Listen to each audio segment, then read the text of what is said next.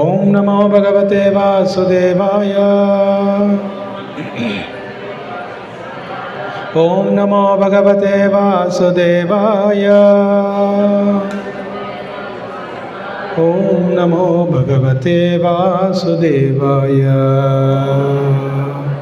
హరే కృష్ణ కృష్ణ కృష్ణ హరే హరే హరే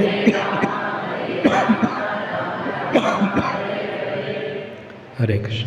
చదువుతున్నది శ్రీమద్ భగవద్గీత నుండి 6వ అధ్యాయం 43వ శ్లోకం. తత్రతం బుద్ధి సంయోగం లభతే పౌర్వదేహికం యతతే చ తతో భూయః సంసిద్ధో కురు నందన. తాత్పర్యం వివాసం శ్రేయసి భక్తివేదాంత స్వామి ప్రభుపాద్ జగద్గురు శ్రీల ప్రభుపాద్ కీ జై. తాత్పర్యం: ఓ కురునందన, అట్టి జన్మను పొందిన అతడు తన పూర్వజన్మకు సంబంధించిన ఆధ్యాత్మిక చైతన్యమును పునరుద్ధరించుకొని పరిపూర్ణ విజయమును సాధించుటకు అధిక అభివృద్ధి కొరకై తిరిగి యత్నించును. భాష్యం: పూర్వజన్మకు సంబంధించిన ఆధ్యాత్మిక చైతన్యమును జాగృతపరచుకున్నటకు ఉత్తమ బ్రాహ్మణ కుటుంబంలో తన మానవ జన్మను పొందిన భరత మహారాజు చరిత్ర చక్కటి ఉదాహరణ. భరత మహారాజు ప్రపంచ సార్వభౌముడు. అతని కాలం నుండియే దేవతలలో ఈ లోకం భరతవర్షంగా ప్రసిద్ధిగాంచను. పూర్వం ఇది ఇలావత వర్షంగా తెలియజేయబడేది. యుక్త వయస్సులోనే ఆ చక్రవర్తి ఆధ్యాత్మిక సిద్ధి కొరకు యత్నించినను విజయమును సాధించలేకపోయాను. తర్వాతి జన్మలో అతడు ఉత్తమ బ్రాహ్మణ కుటుంబంలో జన్మించెను. అతడు నిర్జన ప్రదేశంలో నివసిస్తూ మౌనిగా ఉండుట చేత అతడు జడభరతునిగా పిలువబడెను. కానీ అతడు గొప్ప యోగి అని మహాజ్ఞాని అయిన రఘుగణ మహారాజు తర్వాత గుర్తించగలిగాను. అతని జీవిత చరిత్ర నుండి యోగాభ్యాస యత్నములు ఎన్నటికీ వృధా కావని ఎరగవచ్చును. అనగా భగవత్ కృప చేతనే యోగాభ్యాసకుడు కృష్ణ చైతన్యంలోని పరిపూర్ణత్వమును కొరకై అవకాశమునకు తిరిగి పొందగలుగుతుండును. సో మనకి ఈ శ్లోకంలో అంతా కూడా ఏ రకంగా ఏ కార్యం చేసినప్పటికీ భక్తిలో అది ఎప్పటికీ వృధా అవ్వదు అనే విషయాన్ని ఇక్కడ చాలా చక్కగా వర్ణిస్తున్నారు. 6వ అధ్యాయంలో ఒకవేళ యోగి కనుక తను పతనమైనట్లయితే తన స్థితి అందు తిరిగి తన యొక్క స్థితి ఏమిటి అని చెప్పి అర్జునుడు ఎప్పుడైతే ప్రశ్నిస్తాడో దానికి సమాధానంగా కృష్ణుడు ఇక్కడ ఒక సిరీస్ ఆఫ్ వర్సెస్ తను ఒక క్రమంగా కొన్ని శ్లోకాల్ని వర్ణిస్తున్నారు. ఈ శ్లోకాల్లో ఇదొక శ్లోకం వర్ణిస్తుంది. తను ఏ రకంగా శుచనాంశపదాంగే యోగభ్రష్టో విజాయతే, తను ఈ యోగభ్రష్టుడు అయినప్పటికీ కూడా ఏ రకంగా శుచి మరియు శ్రీమతుల కుటుంబంలో జన్మిస్తాడు అనే విషయం వర్ణించారు. మనకి ఇక్కడ యోగభ్రష్టుడు అయినప్పటికీ కూడా ఎలాంటి నష్టం అనేది ఉండదు, అపాయం అనేది ఉండదు అని చెప్పి వర్ణిస్తుంది మనకి భగవద్గీత శ్రీమద్ భాగవతం. దీంట్లో ఒకటి, ఎప్పుడైనా పతనం అనేది ఎలా జరుగుతుంది అనడానికి కూడా మనకి ఎప్పుడైతే ఒక మంచి అవకాశం భగవంతుడు ఇచ్చినప్పుడు దాన్ని ఎప్పుడైతే దుర్వినియోగం చేసుకుంటామో ఖచ్చితంగా మళ్ళీ పతన స్థితికి అనేది చేరుతాం. అలా అయినప్పటికీ కూడా భగవంతుడు మనల్ని ఎప్పటికీ ఒక అంటే ఏదో ఒక రాక్షసుడుగానో లేదంటే ఒక ఇతర దేహంలోకి ప్రవేశించాల్సి వచ్చినప్పటికి కూడా ఎలాంటి హాని అనేది ఉండదు అని చెప్పేసి మనకు వర్ణిస్తున్నారు.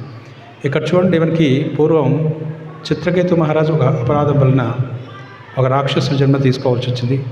అయినప్పటికీ కూడా తనకి శరీరంలో ఉన్నప్పటికి కూడా అద్భుతమైన చైతన్యం అనేది ఉంది.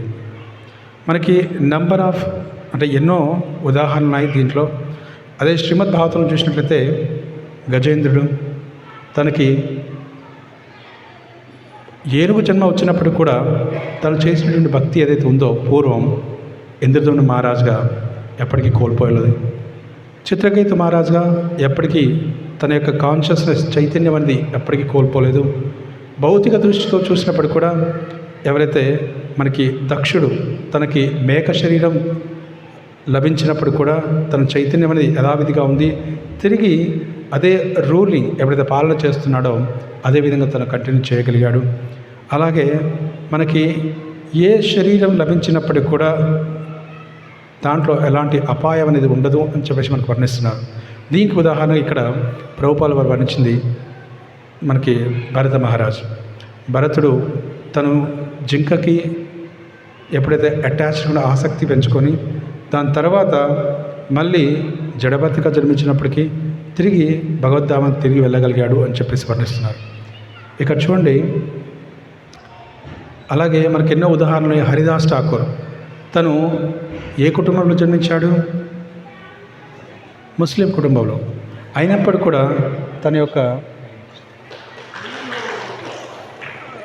జన్మన్నది అలా ముస్లిం కుటుంబంలో జన్మించినప్పటికీ కూడా కాన్షియస్నెస్ అనేది చాలా ఉత్తమమైన కాన్షియస్నెస్ అనేది ఉన్నది. చైతన్యం అనేది చాలా ఉత్తమంగా ఉంది. అదేవిధంగా మన కర్మానుసారంగా ఏదో ఒక జన్మ తీసుకోవాలి, ఏదో ఒక శరీరంలో ప్రవేశించాలి అని అనుకున్నప్పుడు కూడా చైతన్యం అనేది ఇంటాక్ట్లో ఉంటుంది. చైతన్యం అనేది ఎప్పటికి కూడా దిగజారిపోదు అనేది వర్ణిస్తుంది. ఎప్పుడు అనంటే భక్తి మార్గంలో సరిగ్గా మనం చేసినప్పుడు. సో అందుకే మనకు ఈ కాన్షియస్నెస్ అనేది మోస్ట్ ఇంపార్టెంట్. ఒకవేళ పుణ్యకర్మ మనం చేయలేనట్లయితే, ఒక మంచి శరీరం లభించినట్లయితే అయినప్పుడు కూడా కాన్షియస్నెస్ అనేది మనం ఇంటాక్ట్లో వస్తాం. అదే ఒకవేళ మంచి శరీరం లభించింది, చైతన్యం అనేది సరిగ్గా లేదు, అలాంటప్పుడు సో ఖచ్చితంగా మళ్ళీ దానికంటే డిగ్రేడ్ అయ్యే అవకాశం ఉంటుంది. Is it clear? సో ఉత్తమ శరీరంలోకి లభించి శ్రీ శ్రీ రాధమాధవ శిఖవనిత జగన్నాథ బలి సుబ్రహ్మణ్య ఉత్తమ శరీరం లభించి కూడా తను ఎప్పుడైతే దాని సద్వినియోగం చెయ్యనట్లయితే మళ్ళీ తిరిగి అంతకంటే అధమ స్థాయిలోకి వెళ్తారు. లేదంటే అధమ స్థితిలో ఉండి ఉత్తమ చైతన్యం ఉన్నట్లయితే ఖచ్చితంగా దానికంటే ఉన్నత స్థాయిలోకి వెళ్తారు. Any example? ఉత్తమ శరీరం లభించేసి కానీ అధమంగా ప్రవర్తించిన వాళ్ళు. ఓకే, సో ఉత్తమ శరీరం లభించింది, అధమంగా ప్రవర్తించాడు. Okay, Nalakuvera Manigriva right answer. So Nalakuvera Manigriva ఎవరు? వీళ్ళిద్దరూ యక్షుడి యొక్క మన కుబేరుడి యొక్క పుత్రుడు. సో వీళ్ళు అతి ఉత్తమ కుబేరుడి యొక్క పుత్రుడు అంటే చూడండి, ఇంకా మనకి విశ్వంలో ఫైనాన్స్ మినిస్టర్ యొక్క పుత్రుడు అన్నాడు. అంటే వాళ్ళకి లేనటువంటి సంపద లేదు. అలాంటప్పుడు గంగలో ఉన్నారు, దాని పైగా మందాకిని రివర్లో. అయినప్పుడు కూడా వాళ్ళు అంత చెడు ప్రవర్తన చేయడం ద్వారా వాళ్ళకు చెట్ల లాంటి శరీరం లభించింది. రైట్. రెండవది, ఒక ఉన్నత స్థితిలో ఉండి కూడా అలా జరిగింది. రెండవది, అధమ స్థితిలో ఉండి కూడా ఉన్నతమైన లక్షణాలు పొందిన వాళ్ళు ఎవరున్నారా? ఏమా?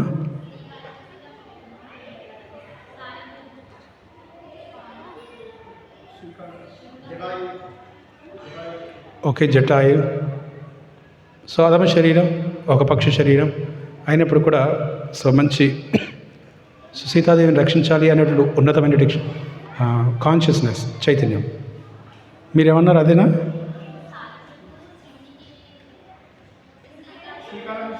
శ్రీకాళహస్తి. ఓకే ఓకే, సాలిపురుగు అంటున్నారు. Okay, right. సో అలాగే ఇతర శరీరాలు ఉన్నప్పుడు కూడా వాళ్ళ యొక్క చైతన్యం అనేది సో ఉన్నతంగా ఉన్నట్లయితే ఖచ్చితంగా అది వాళ్ళు వచ్చే జన్మలో వాళ్ళని ఎలివేట్ చేస్తుంది, వాళ్ళని ఉన్నత స్థితికి తీసుకెళ్తుంది. అంటే డైరెక్ట్గా స్వయంగా వైకుంఠానికి వెళ్తారు. సో ఇది మనకు మన ఈ గీతలో వర్ణిస్తుంది. అందుకే భగవద్గీత అనేది నిజమైనటువంటి సైన్స్, శాస్త్రం అనేది. కాబట్టి దీన్ని ఆధారంగా మనం చేస్తున్నట్లయితే, ఈ ప్రవర్తించినట్లయితే మనకు ఖచ్చితంగా వైకుంఠ ప్రాప్తి అని లభిస్తుంది. మనకి మొట్టమొదటిగా ఏమిటంటే, ఎప్పుడైతే ఒక పతనం అవుతున్నాం అంటే దానికి మొట్టమొదటి చిహ్నం ఏంటంటే మన యొక్క సాధన ఇవంతా కూడా తగ్గిపోతుంది. వీటిని తగ్గించేస్తాం. దీన్ని తగ్గించడం అనేది ఏమిటండి, ఎందుకు తగ్గించారు అంటే దానికంటే భయంకరమైన పరిస్థితి ఏమిటంటే దానికి రెండవది కారణాలు వెతుకుతుంటాం. లేదు, ఈ కారణం చేత నేను తగ్గించాను నా సాధన, ఇన్ని సేవలు ఉన్నాయి కనుక నేను తగ్గించాను ఈ సాధన అని చెప్పేసి ఎన్నో రకాలంటి కారణాలు అనేది మనం వెతుకుతూ ఉంటాం. ఇది మరీ డేంజర్. మూడవది కారణాలు వెతకడం కాదు, దాని తర్వాత మనకు సాధన అనేది ఆ తర్వాత ఎలా మారిపోతుంటే మెకానికల్గా మారిపోతుంది. సో ఏదో చేస్తున్నాం కదా అని చెప్పేసి అలా రిచువలిస్టిక్గా చేస్తుంటామే తప్ప నిజానికి ప్రేమపూర్వకంగా చేయలేము. నాలుగవది, ఈ రకం చేస్తున్న తర్వాత ఒకానొక సమయంలో ఎలా అయిపోతుందంటే దానికి కంప్లీట్గా టేస్ట్ అనేది పోతుంది. మెకానికల్ అయిపోవడమే కాకుండా టేస్ట్ పోయి ఇంకా ప్రతిదీ కూడా భారంగా మారుతుంది. ఏ సేవ చేయాలన్నప్పుడు కూడా ఎలా మారుతుందంటే అయ్యో నిజంగా ఇది చెయ్యాలా అనేటువంటి భావన అనేది కలుగుతుంది. ఈ కారణాల వల్ల క్రమంగా భక్తి మార్గం నుండి వైదొలిగిపోయే అవకాశం ఉంటుంది. సో ఈ నాలుగిట్లో ఏది అతి భయంకరమైంది అంటే ఏది భయంకరం అంటారు? మొట్టమొదటిది, సో మనకు సాధన అనేది ఏ కారణం చేతన తగ్గించడం. తర్వాత దానికి కారణాలు వెతకడం, ఎందుకు తగ్గించమనేది. మూడవది ఏమిటి అంటే దాన్ని ఒక ఏదో నామమాత్రంగా అలా కొనసాగించడం. నాలుగవది అన్స్టడీగా అవుతుంది, అంటే అస్థిరత్వంగా మారిపోతుంది, రెస్ట్లెస్గా అయిపోతుంది. సో మనకు సాధనే కాదు, సేవే కాదు, ఏదైనా చేయాలంటే భక్తులు వస్తున్నారంటే భక్తులకు దూరంగా వెళ్ళిపోవడం, భక్తికి దూరంగా వెళ్ళిపోవడం. తర్వాత ఏదో సేవ చేసినప్పుడు కూడా ఎప్పుడు దీని నుండి వెళ్ళిపోవాలి, దూరంగా వెళ్ళిపోవాలి. నాన్ డివోషనల్ యాక్టివిటీస్ అంటే ఏదైతే భక్తి కార్యక్రమాలు కావో వాటిలో ఎక్కువగా ఎంగేజ్ అవ్వడం, ఇది పతన స్థితి అని అంటాం. ఇది మీరు ఎప్పుడైనా గమనించారా? మన జీవితంలో ఎప్పుడైనా గమనించారు? భక్తుల జీవితంలో అమ్మో భక్తులు వస్తున్నారు, మళ్ళీ ఇతను ఫోన్ చేస్తున్నాడంటే మళ్ళీ ఏదో సేవ చెప్పేలా ఉన్నాడు, కాబట్టి బెటర్ టు బీ అవే. అవునా కదా? సో ఇలాంటిది సహజంగా గమనిస్తూ ఉంటారు. ఇది ఎందుకు జరుగుతుందంటే ఇది పతన స్థితి. ఎందుకు ఈ విషయం వస్తుందంటే మనకి జడభరతుడి విషయంలో ప్రతి ఒక్కరు కూడా చూడండి, ఎవరు జడభరతుడు అంటే చక్రవర్తి, ఎంపరర్. ఈ రోజుల్లో చక్రవర్తి అనే వాళ్ళు ఎవరు లేరు, ఎవరికి వాళ్ళే చక్రవర్తులు. అవునా కదా? సో మనకి ఏ దేశానికి ఆ దేశం ప్రధానమంత్రి ప్రెసిడెంట్ ఎవరో ఒకరు ఉన్నారు. సో వాళ్ళందరూ రూల్ చేస్తున్నారు. నిజానికి ప్రతి దేశాన్ని పరిపాలించేది అనేది లేదు, కాన్సెప్ట్ లేదు. ఒకవేళ అలా చేద్దామన్నప్పుడు ఎవరు వినరు. సో ఎవరికి అంతటి శక్తి అనేది లేదు. సెకండ్ థింగ్ వచ్చేసి, సో ఇప్పుడు తను చక్రవర్తి అయినప్పుడు కూడా తనకున్నటువంటి భవనాలు కానివ్వండి, తనకున్నటువంటి ఆ కింగ్డమ్ మొత్తం, రాజ్యాన్ని మొత్తం కూడా వదిలేసి వచ్చేసి దేనికోసం వెళ్ళారు అంటే తను అడవిలోకి కేవలం భక్తిని ప్రారంభిద్దాం, భక్తి చేద్దాం పరిపూర్ణంగా అని చెప్పేసి తను వెళ్తాడు. అక్కడికి వెళ్ళిన తర్వాత నిజానికి తను సాధన చాలా అద్భుతంగా చేసుకుంటున్నాడు. తను చేస్తున్నప్పుడు తన కళ్ళ ఎదుటే ఒక జింక పులి గాండ్రింపుతో ఆ శబ్దంతో వినేసి అక్కడే జంప్ చేస్తుంది ఒక కాలులో. దాని తర్వాత దాంట్లో డెలివరీ అయిపోయి అక్కడే ఒక చిన్న పాప కూడా సంతానం నుంచి వెళ్ళిపోతుంది. దాన్ని చూసిన తర్వాత భరత మహారాజు దానికి ఆసక్తి పెంచుకుంటాడు. క్రమంగా దాన్ని ఆలోచిస్తూ దాని వైపే చూస్తుంటాడు ప్రతిసారి కూడా. అలా చేస్తున్నప్పుడు ఒకానొక సమయానికి పూర్తిగా దాని పట్లనే తనకు ఆసక్తి అనేది పెరిగిపోతుంది. ఒకానొక సమయానికి ఇక దానికి తప్ప ఇంకొకటి లేకుండా ఉంది. తన సాధన మొత్తం కూడా తగ్గిపోయింది. తన సాధన తగ్గిపోయితే పర్వాలేదు, కానీ రెండవది భయంకరమైన విషయం ఏమిటంటే తను కారణాలు వెతికాడు. ఏమిటి కారణం అంటే జింక, అదే మీ ప్రధాన కారణం. అది నిజానికి అతి భయంకరమైంది. ఎందుకు భయంకరం అంటే కారణం, మన అదే సమయంలో మనకి వినమ్రత, వినయం అనేది చాలా ఇంపార్టెంట్. ఆ వినమ్రత, వినయం అనేది లేకుండా మనం ఏం చేస్తారంటే ఆ సమయంలో ఈ కారణాలు వెతుకుతుంటాం. పతనమైన వెంటనే మనం వెతకాల్సింది కారణం ఏమిటి అనేది. ఆ కారణాలు వెతుకుతుంటారు. కానీ ఆ సమయంలో ఉండాల్సింది ఎలా అంటే వినయంగా ఉండాలి ఫస్ట్ థింగ్. సో అలా కాకుండా తను జింకని కారణంగా చెప్పాడు. ప్రతి ఒక్కరు కూడా మనకి ఒక జింక అనేది ఉంటుంది, ప్రతి ఒక్కరికి, అవునా కదా? ఏమిటా జింక అంటే అది వాట్సాపే కావచ్చు, ఫేస్బుకే కావచ్చు, ఎనీ సోషల్ మీడియా, అవునా కదా? సో ఇది ప్రతి ఒక్కరు కూడా ఒక రకమైనటువంటి డిస్ట్రాక్షన్, ఒక రకమైనటువంటి మనని కృష్ణుడి నుండి దూరంగా తీసుకెళ్లేది ఏదైనప్పటికి కూడా అది నిజానికి భరత మహారాజ్కి ఏ రకంగా అయితే జింక పనిచేసిందో భగవంతుడిని దూరం చేయడానికి, మనకు కూడా అలాంటివే. అది ఫ్యామిలీ అటాచ్మెంట్ కావచ్చు, anything it can be. So దీన్ని మనకి దాని కారణాలు వెతకకుండా దాని నుండి ఎలా బయటికి రావాలని చూడాలి.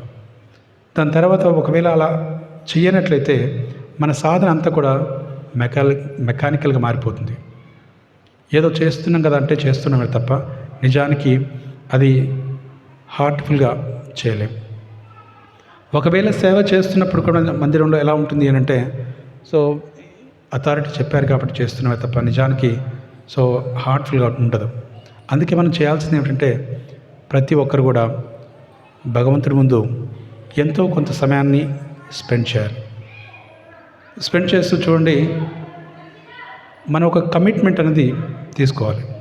భగవంతుడికి ఇవ్వాల్సింది ఏంటంటే, ఒకవేళ మనం పతనం అయ్యాము అనేటువంటి ఆలోచన వచ్చినప్పుడు కూడా, అంటే అర్థమైనప్పుడు కూడా, అప్పుడు మొట్టమొదటిగా చేయాల్సింది అంటే ప్రతి ఒక్కరు భగవంతుడికి ముందు వచ్చేసి ఒక కమిట్మెంట్, ఏదో ఒక ఒప్పందం.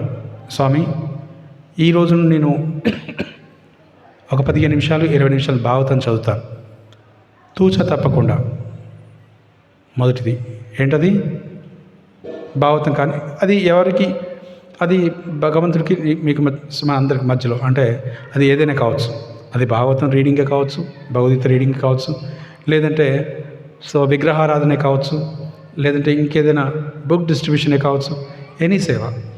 లేదంటే ఒక 4 మాలలు ఎక్స్ట్రా చేస్తానను, సో చేస్తానది ఒక కమిట్మెంట్ మనం తీసుకోవాలి.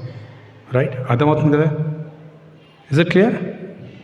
Second commitment. సెకండ్ ఏమిటంటే ఈ కమిట్మెంట్ని తూచా తప్పకుండా పాటించేలా చూడాలి. ఎవ్రీడే ఆ 15 నిమిషాలు ఏది ఏమైనా సరే, ఆ 15 నిమిషాలు 15 minutes you're supposed to complete that task. Okay, honouring that commitment. So ఇది రెండవది మోస్ట్ ఇంపార్టెంట్. మూడవది ఇంకా ఇంపార్టెంట్ అంటే ప్రధానమైనది ఏమిటి అంటే, ఒకవేళ దీన్ని హానర్ చేయలేకపోయినప్పటికీ, అయ్యో నేను భగవంతుడికి ఒక మాట ఇచ్చాను, అది నేను నెరవేర్చలేకపోయాను కాబట్టి నేను దూరంగా ఉంటే బెటర్ అనేటువంటి ఆలోచన లేకుండా, సో ఖచ్చితంగా you come in front of the lord. So మళ్ళీ భగవంతుడి ముందు వచ్చేసి తనకు ప్రార్థించేసి, స్వామి నేను దాన్ని నెరవేర్చలేకపోయాను కాబట్టి దాన్ని ఈరోజు నేను నిన్న చేయలేకపోయాను, ఈరోజు నిన్నటి 15 నిమిషాలు, ఈరోజు 15 నిమిషాలు రెండు కలిపి ఈరోజు నేను చేస్తాను అనేటువంటి రిపోర్టింగ్ అనేది ఇవ్వాలి. Is it clear? సో అలా చేసినట్లయితే భగవంతుడు మన సిన్సియారిటీని చూస్తాడు. ఓకే, ఫలానా భక్తురాలు, ఫలానా భక్తుడు ఈ రకంగా నాకు కమిట్మెంట్ ఇచ్చాడు, తను చేయలేకపోయాడు, తిరిగి మళ్ళీ నాకు వచ్చి రిపోర్ట్ చేస్తున్నాడు కాబట్టి ఎంతో కొంత సిన్సియారిటీ మెయింటైన్ చేస్తున్నాడు కాబట్టి నేను అతనికి ఆ శక్తినిచ్చి అది పాటించేలాగా నేను చేయాలి అని చెప్పేసి ఆ శక్తిని ప్రదానం చేస్తాను. అలా లేకుండా మనం సొంత ప్రయత్నాలు ఎంత చేస్తున్నప్పుడు కూడా అది జరగవు. కాబట్టి this is most important. So అందుకే మనకు ఒక్కొక్కసారి అలా ఫ్రస్ట్రేట్ అయిపోయి వదిలేసి వెళ్ళకుండా, సో భగవంతుని ప్రార్థించినట్లయితే, so he will give us strength. భగవంతుడు మనకు ఆ శక్తిని ఇస్తారు, మనం పాటించడానికి సులువుగా ఉంటుంది. సో అందుకే మనం చేయాల్సిందల్లా ఆ సిన్సియర్గా పాటించడం. అందుకే ఈ కలియుగంలో మనం చేయగలిగేది చాలా సులువైంది ఏమిటంటే, సో ఒకటేమిటంటే మన హృదయానికి లైకింగ్ ఒకటి వేరు, అంటే మనం ఇష్టపడి చేసే కార్యం వేరు.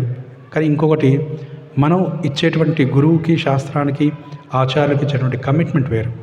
ఉదాహరణకి 16 మాలలు జపం చేయాలి, అది కమిట్మెంట్, దాన్ని మనం మార్చడానికి లేదు. ఇంకొకటి లేదు, మనకు ఒక శ్రవణానికి అంటే ఎక్కువ వినాలని ఉంటుంది, ఎక్కువ చదవాలని ఉంటుంది, ఎక్కువ సేవ చేయాలని ఉంటుంది. ఇది మన ఇష్టానుసారంగా మనం చేసుకోవచ్చు. కానీ గురువుకి, ఆచార్యులకి ఏదైతే కమిట్మెంట్ ఇస్తామో ఆ కమిట్మెంట్ ప్రకారం మాత్రం ఖచ్చితంగా చేయాలి దాన్ని. అది కాకుండా మనకి ఏదైతే ఇష్టం ఉంటుందో, ఇది 2 గంటలు చేస్తే అది 8 గంటలు చేసుకోండి, నష్టం లేదు. కానీ this has to be done. Okay, is it clear? Yes. So ఈ రకంగా మనం చేస్తున్నట్లయితే లెట్ కృష్ణ రివీల్ ఎవ్రీథింగ్. ఇంకో విషయం ఏంటంటే, ప్రతి ఒక్కటి కూడా సో భగవంతుడు, ఉదాహరణకి భగవంతుడికి ఏదైతే మనం సేవ చేస్తున్నామో ఆ సేవ అనేది చేస్తూ ఉండాలి.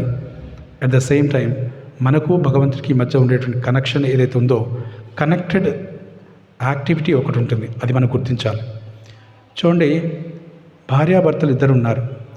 వాళ్ళిద్దరూ ఒకరినొకరు లేదండి నేను ఇష్టపడతాను, మీరు నన్ను ఇష్టపడతారని ఇద్దరు ఎదురుగా కూర్చొని అలా చూసుకుంటూ ఉన్నారనుకోండి, అలా పని అవుతుందంటారా? What they are suppose to do, work చేయాలి. కాబట్టి హస్బెండ్ అలా కాదు, నేను ఇలా అయితే కుదరదు అని చెప్పేసి 17 hours 18 hours అలా కంపెనీకి వెళ్ళి వర్క్ చేస్తున్నారనుకోండి, మరి ఆ రకంగా వర్కౌట్ అవుతుందంటారా? సో తను ఆ రకంగా I have to work for family, my family అని చెప్పేసి తను వెళ్ళేసి అలా కంటిన్యూస్గా వర్క్ చేస్తున్నాడు అనుకోండి, అలా కూడా వర్కౌట్ అవ్వదు. ఎందుకు అంటే వర్క్ చేసేది ఎవరి కోసం అంటే ఫ్యామిలీ కోసం. మరి ఆ ఫ్యామిలీతో రిలేషన్షిప్ మెయింటైన్ చేయాలి కదా. సో వాళ్ళతో కొంత సమయాన్ని స్పెండ్ చేయాలి. కాబట్టి you are suppose to work and also spend some time along with them. అర్థమైంది కదా. సో కాబట్టి ఇక్కడ భగవంతుడి కోసం మనం సేవ చేయాలి. అలాగే భగవంతుడితో మనకి పర్సనల్గా కనెక్షన్ ఏదైతే ఉందో, అది ప్రేయరే కావచ్చు, నామజపం కావచ్చు, భాగవత శ్రవణం పఠనం అది కావచ్చు, సో స్వాధ్యాయం కావచ్చు, ఇతర భక్తులకి సేవ చేయడం కావచ్చు, ఇదంతా కూడా ఏదో ఒకటి చేస్తుండాలి పర్సనల్గా. లెటెస్ ఆ 10 minutes లేదా 15 minutes తీసేసుకొని ఆ సమయాన్ని సో భగవంతుడికి మనకి కనెక్ట్ అయ్యేటువంటి ఖచ్చితంగా చేయాలి. అది కాకుండా సో మనం కేవలం వర్క్ చేస్తున్నాం అన్నట్లయితే ఒకరోజు ఆ ఫ్రస్ట్రేషన్ వచ్చేస్తుంది. కాబట్టి సో ఎలా చేయాలి అనే దానికంటే ఎందుకు చేయాలి, నేను ఈ కార్యాన్ని చేస్తున్నాను, ఈ కైంకర్యం చేస్తున్నాను, ఎందుకు చేయాలి అనేటువంటి ప్రశ్న అనేది ఖచ్చితంగా ఉండాలి. So why are we suppose to do this particular service? ఎప్పుడైతే మనం దాన్ని సాక్షాత్కారం చేసుకున్నామో, దాన్ని ఆ ప్రశ్న వేసుకున్నాడు, ఇది కృష్ణుని యొక్క సంతృప్తి కోసం, ఇది ఆచార్య యొక్క సంతృప్తి కోసం నేను చేస్తున్నాను అన్నప్పుడు, then so you should do it consciously, right? అప్పుడు మనం దాన్ని చైతన్యవంతంగా చేయాలి. So it's very important to understand. అందుకే భక్తి అనేది సో మనకి సింపుల్గా చేయొచ్చు. ఇట్స్ వెరీ సింపుల్, చాలా సరళం. కానీ సరళంగా ఉండడం నిజంగా చాలా కష్టం. సో అందుకే సో అది ఏది అంత సులువు కాదు. భక్తి ప్రాపర్గా చేసినట్లయితే అంత సులువు కాదు. అందుకే చూడండి, ప్రతిరోజు కూడా ఏదో ఒకటి వెరైటీ ఉందనుకోండి. ఉదాహరణకి ఎవరికైనా రోజుకు ఒక డ్రెస్ వేసుకోండి అన్నారనుకోండి, చాలా సులువు. అమ్మో ఈరోజు కొత్త డ్రెస్ వేసేసుకుంటున్నాను అనేటువంటి ఉత్సాహంగా ఉంటారు. Today I'm going to wear a new dress. కానీ అదే రోజు ఒకటే డ్రెస్ వేసుకోవాలండి అన్నారనుకోండి, బోరింగ్గా ఉంటుంది. Is it clear? అర్థమవుతుందా? రోజు ఒకటే మంత్రం చేయండి అని అంటే దానికి టేస్ట్ లేనిదే ఆ మంత్రాన్ని మెకానికల్గా చేస్తారు. అందుకే ఇనీషియల్గా భగవంతుడు మనం కొత్త ప్రారంభంగా మనకి భక్తి మార్గంలోకి వచ్చినప్పుడు ఆ రుచిని ఇస్తాడు. అందుకే మనం స్టిక్ ఆన్ అయి ఉంటాం. కానీ క్రమక్రమంగా భగవంతుడు మనలో ఉన్నటువంటి అనర్థాలు ఏవైతే ఉంటాయో అవి బయట పెడుతుంటాడు 1 by 1. సో బాబు నీ అనర్థం మొదటిది కామం, క్రోధం, లోభం, ఇవన్నీ 1 by 1 ఇస్తున్నాను అనుకోండి, ఇవన్నీ ఏంటంటే ఇవన్నీ నాకు వస్తున్నాయి అంటే అది వేరే వాళ్ళ కాదు ముందే. కాబట్టి యూ ఫైట్ విత్ దట్, దాన్ని ఫైట్ చేస్తూ దాన్ని ఒకదాంతో ఒకటి సో బయటికి తొలగిస్తూ then so get a taste for holy name. So భగవంతుడి యొక్క సేవకి టేస్ట్ రుచిని పొందుతూ ఉండండి అంటూ. అందుకే చూడండి, సో మనకి సో ఇవన్నీ ఏవి కూడా అనర్థాలు తొలగించదే భగవంతుడు ఎప్పుడు కూడా తన భక్తిని కంప్లీట్గా ఇవ్వడు. అందుకే అనర్థాలు తొలగించడం కోసమే సో భగవంతుడు ఇవన్నీ కూడా కొన్ని డిఫికల్టీస్ కూడా ఛాలెంజెస్ కూడా ఇస్తూ ఉంటాడు.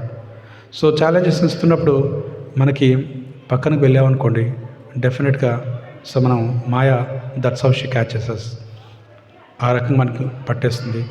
సో మనం కృష్ణుడి నుండి దూరంగా తీసుకెళ్తుంది. మళ్ళీ ఇంకా కొన్ని జీవిత కాలాలని స్పెండ్ చేస్తూ ఉంటుంటారు.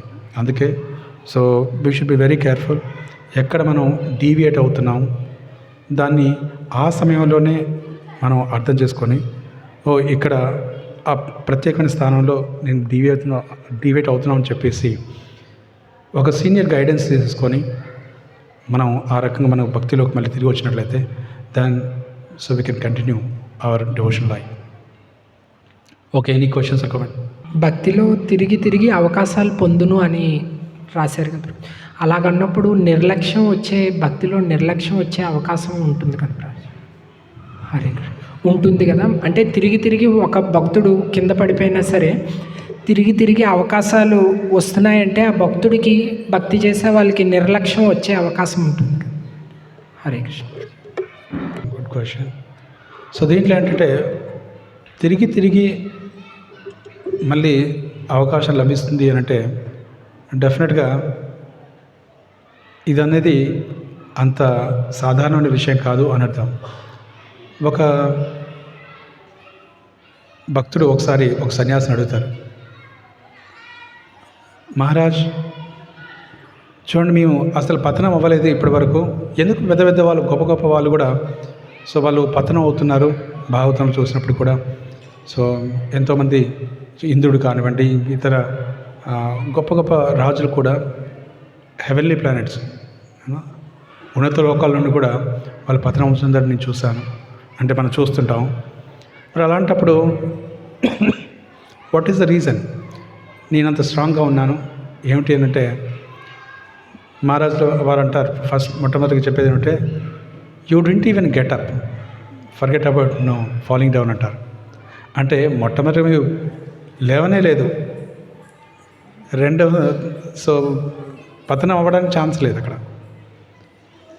ఇంకోటి ఏమిటంటే ఒక వ్యక్తి టైట్ రోప్ పైన నడుస్తూ ఉంటే కింద పడతారేమో అన్నటువంటి భయం ఉంటుంది. కింద పడుకొని దొర్లుతున్నప్పుడు అది పడతారనే అవకాశం లేదు. అర్థమైందా? కాబట్టి ఒక వ్యక్తి భక్తి మార్గంకి వచ్చేసి సీరియస్గా భక్తి చేస్తున్నప్పుడు తను అయ్యో ఇతను పతనం అయిపోతాడేమో అనేటువంటి సో భయం అనేది ఉంటుంది. కానీ ఇంకో వ్యక్తి పతనమే అవ్వలేదు అని అంటే తను ఇంకా భక్తి మార్గంలోకే రాలేదు.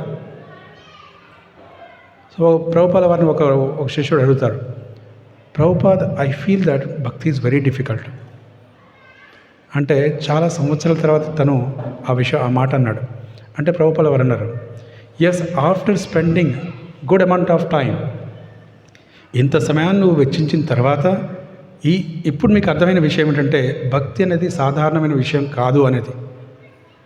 కానీ చాలా వరకు ఏమిటంటే భక్తి చాలా సులువు అని చెప్పేసి అనుకుంటుంటారు. ఏమిటండి బయట వర్క్ చేస్తుంటారు. అందుకే రీసెంట్గా నేను ఒక మేనేజ్మెంట్ మీటింగ్లో అంటే దగ్గరికి వెళ్ళినప్పుడు కేరళకి ట్రివేండ్రంకి అక్కడ ఒక సీనియర్ డివోటీ చెప్తున్నారు. ఏమిటంటే ఒక కార్పొరేట్ ఆఫీస్ని 10,000 మంది ఉన్నటువంటి ఆఫీస్ని ఈజీగా ఒకరు మెయింటైన్ చేయొచ్చు. కానీ 10 మంది ఉన్నట్టు ఒక ఆశ్రమాన్ని మెయింటైన్ చేయడం చాలా కష్టం అంటారు. చెప్పడం ఉద్దేశం అంటే భక్తి అనేది అంత సాధారణ విషయం కాదు. ప్రతి ఒక్కరికి అన్ని రకాలైన అనర్థాలను బయటకు వస్తుంటే వాటన్నిటిని హ్యాండిల్ చేయాలంటే ఇట్ ఈస్ టఫ్. కాబట్టి పతనం అనేది ఖచ్చితంగా జరుగుతూ ఉంటుంది. అండ్ ద ఆపర్చునిటీస్ అనేది సో ఆటోమేటిక్గా రిపీటెడ్గా వస్తూ ఉంటాయి, ఇస్తూ ఉంటాడు భగవంతుడు. ఓకే, గెటప్ పడుతున్నాడు. అందుకే చిన్నపిల్లలు పడుతూ ఉంటారు, దీనికి మళ్ళీ వాళ్ళు లేస్తూ ఉంటారు, పడుతూ ఉంటారు, లేస్తూ. That's how they grow up. So కాబట్టి ఆ ఛాన్స్ భగవంతుడు ఏం చేస్తాడంటే, ఎప్పుడైతే మన ఆ సిమ్టమ్స్ చూపిస్తామో రైజ్ అవ్వడానికి భగవంతుడు అప్పుడు సహాయపడతాడు. సో మన లక్షణాలు ఎప్పుడైతే చూపిస్తామో, okay I want to get up అని చెప్పేసి మనం ఎప్పుడైతే అనుకుంటామో అప్పుడు భగవంతుడు మనకు అవకాశం చూపిస్తారు. So this is definitely there are 100% chances. అందుకే క్షూరస్య ద్వారా నిహితం గుహాయ అంటారు. భక్తి మార్గం అనేది సో ఒక రేజర్ హెడ్స్ అంటాం, ఎలాంటి పదునైనటువంటి కత్తిపైన నడుస్తున్నటువంటి మార్గం. సో కాబట్టి అంత ఎటు వెళ్ళినప్పుడు కూడా సో కట్ అయ్యే అవకాశాలు ఉంటాయి, తెగిపోయే అవకాశాలు ఉంటాయి. So it's very important to be always కాన్షియస్లో ఉండడమే కాదు, ఒక ఉన్నతమైనటువంటి వ్యక్తి గైడెన్స్లో ఉండడం అనేది మోస్ట్ ఇంపార్టెంట్. ఒక సీనియర్ డివోట్ మేము ప్రశాంత్ తీసుకుంటూ మన మీటింగ్లో ఒకతను చెప్తున్నారు, సో మీకు ఏదైనా సమస్య వచ్చినట్లయితే ఏం చేస్తారు, ఎవరిని అప్రోచ్ చేస్తారు అని అడిగారు. నేను ఒక డివోటీ పేరు చెప్పాను, Prabhuji so and so devotee దగ్గర నేను గైడెన్స్ తీసుకుంటున్నాను అని చెప్పాను. మరి మీరు ఇలా గైడెన్స్ తీసుకున్నట్లయితే easy taking guidance from anybody else అన్నారు. అంటే అతను ఎవరి దగ్గర నుండి గైడెన్స్ తీసుకుంటున్నారా అన్నాడు. దట్ ఐ డోంట్ నో అన్నాడు. అది నాకు ఆ విషయం తెలియదు అన్నాడు. అంటే అప్పుడు వారు అనేది ఏంటంటే, ఎప్పుడైతే మీరు ఎవరి దగ్గర గైడెన్స్ తీసుకోవాలి అని అంటే, ఎవరైతే వ్యక్తి తనకి కూడా ఇంకో గైడ్ ఉన్నారు అంటే ఆ వ్యక్తిని ట్రస్ట్ చేయొచ్చు. Is it clear? సో అందుకే ఆ రకంగా మీరు అలాంటి వ్యక్తి దగ్గర మీరు గైడెన్స్ తీసుకోవాలి అని అంటారు. Yes, we have to take guidance and practice devotion service. Then, even if we fall also, we can raise. Thank you very much. Hare Krishna. Is it okay? Yes, Mataji.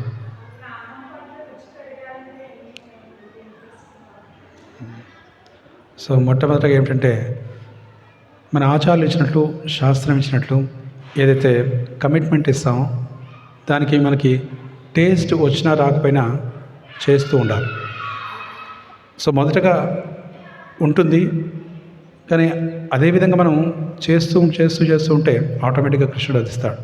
Last week మనం discuss చేసుకున్నాం. ఎప్పుడో some time I gave that example.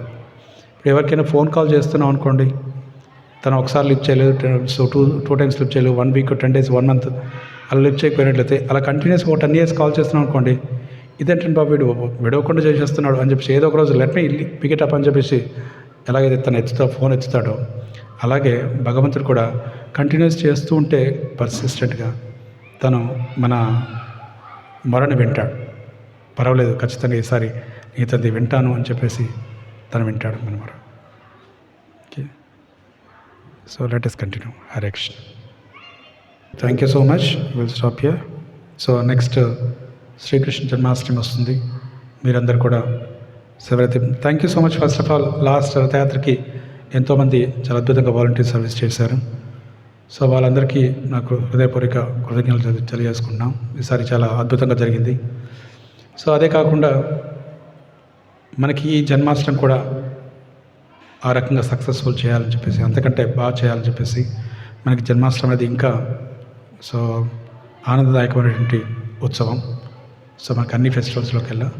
So దీనికి కూడా అందరు volunteers so రావాలి, ముందుకు రావాలి, సేవలు తీసుకోవాలి.